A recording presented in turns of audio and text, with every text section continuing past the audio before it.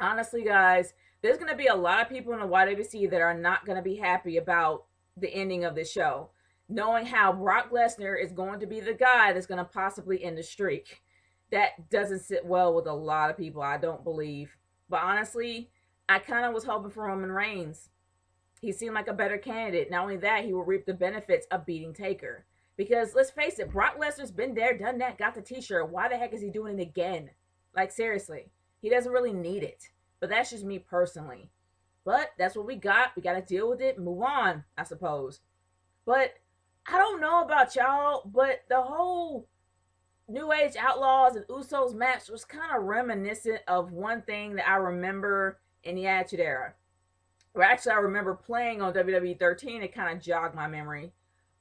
When Stone Cold Steve Austin was so pissed off, he actually beat the Road Dogg in like 2 seconds, or no, less than a minute. It kind of felt this whole reminiscent of that, seeing how the Usos actually beat the Road Dogg in probably less than 2 minutes. I don't know, probably more like a minute. It was kind of reminiscent of that. But my question is, if you stole a win last night if you stole one last night against the New Age Outlaws, why are you gonna beat them within less than a minute tonight? Doesn't really make any sense to me. Plus, it actually makes the New Age Outlaws look really, really weak.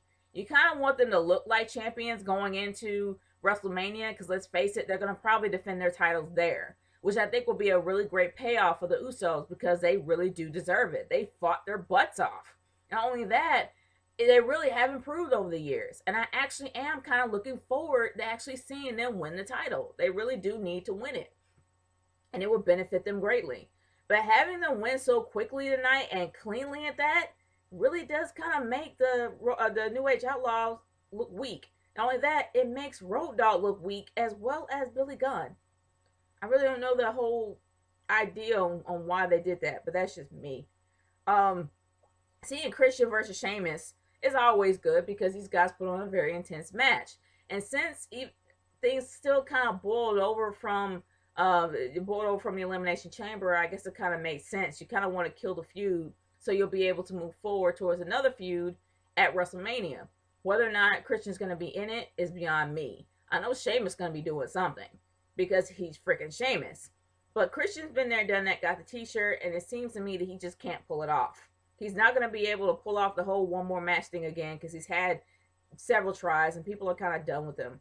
So honestly, I don't know what's going to happen after WrestleMania. He may not be there anymore. He may just walk off. But another thing that really kind of annoyed me was the CM Punk chants. I don't care what anybody else says. It's annoying.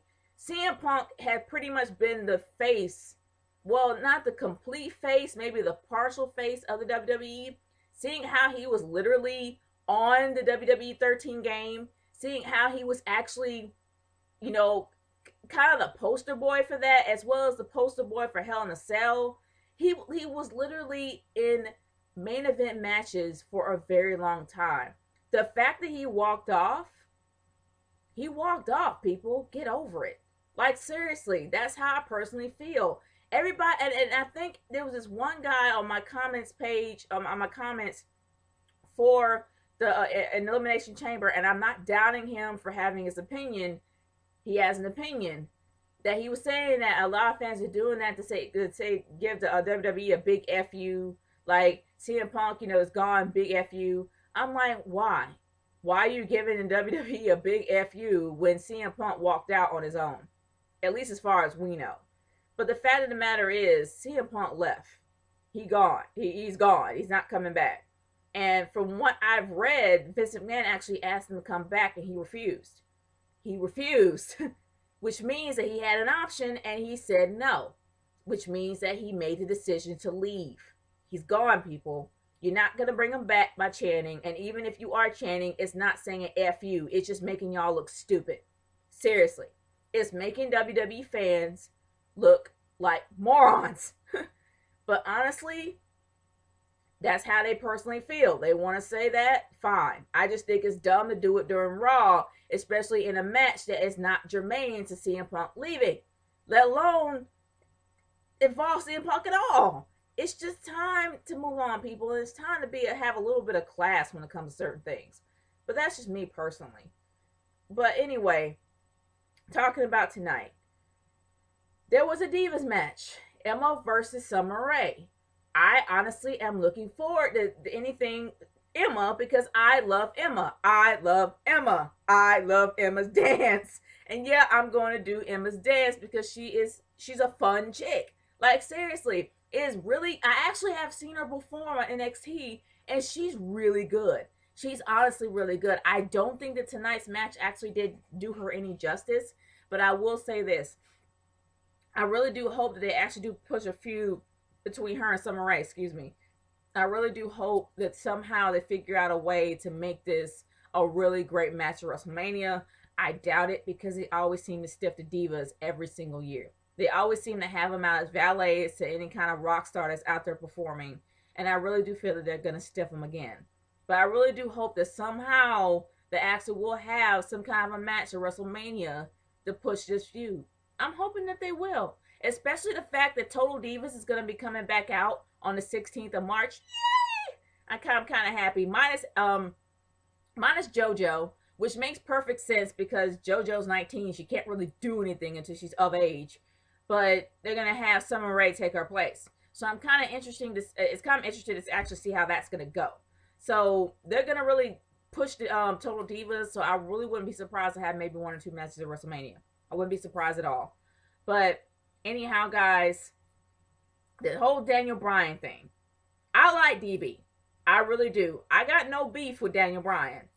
But the fact is, having Daniel Bryan come up there like a rambling idiot, just screaming at the authority, makes him look,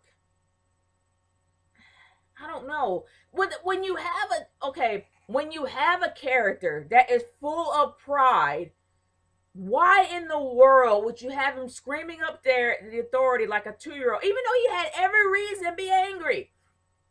Even though he had every reason to be angry. The fact that he's like literally, I'm like, dude, if you have a little bit of pride, I would like come up to it in another angle. I wouldn't be shouting like a complete idiot. That's just me.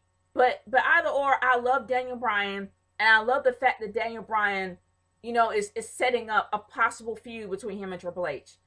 But then I don't really want Triple H to be on WrestleMania anymore. Triple H needs to be Triple H CEO or COO or whatever the heck he is. He needs to focus on his company. He does not need to be on the screen anymore and feed his ego even more. I honestly believe that he should have left it all out on the table at WrestleMania 27 and did not come back. So I think that's what it should be. But that's how I feel about it. It's going to probably be a match between him and Daniel Bryan at WrestleMania, even though people are really hungry for a triple threat match between Randy Orton and Batista. Because nobody seems to like Batista because of Daniel Bryan getting screwed. Yeah, that makes perfect sense. Not to me. But either or, that ain't going to happen. It's going to be a match between him and Triple H. So, deal with it. It ain't going to change. But I will say this about the overall night.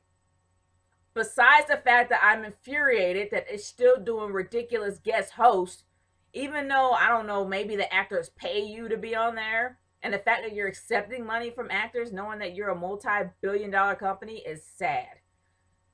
We're gonna see the guy from Breaking Bad, that's gonna be on there. He's promoting another movie, Need for Speed.